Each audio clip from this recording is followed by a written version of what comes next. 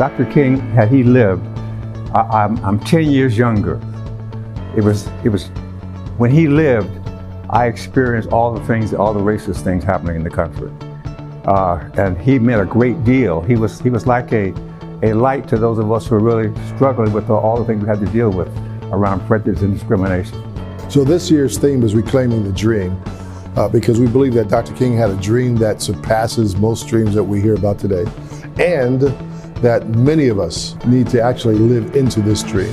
And so we're hoping through the breakfast to inspire people to think about what does it really mean to live into what Dr. King dreamed about us. And people need to realize that his dream was actually born out of a dream that came from the King.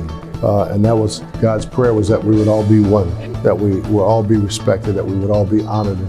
So many people think of Martin Luther King as a political person, but deeply he was a spiritual man.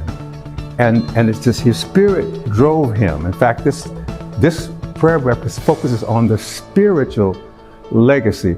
Those fellas, those girls and boys that were being washed down the street in Selma had made a commitment to nonviolence and to Christ. So I think it's really important that people understand that the thing that drove him, the engine that drove him, was his commitment to Christ and to nonviolence and to loving everybody, including his enemies.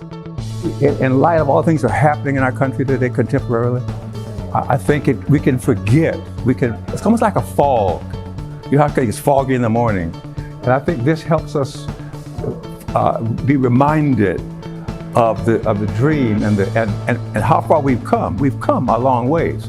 I've been involved in ministry in the work for 50 years.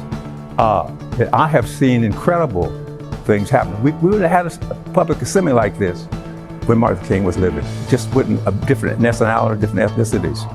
So I think that to remind people of the purpose for which he died for.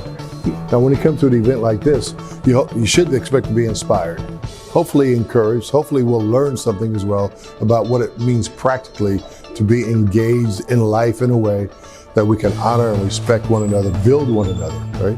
This hopefully will inspire people to build each other up.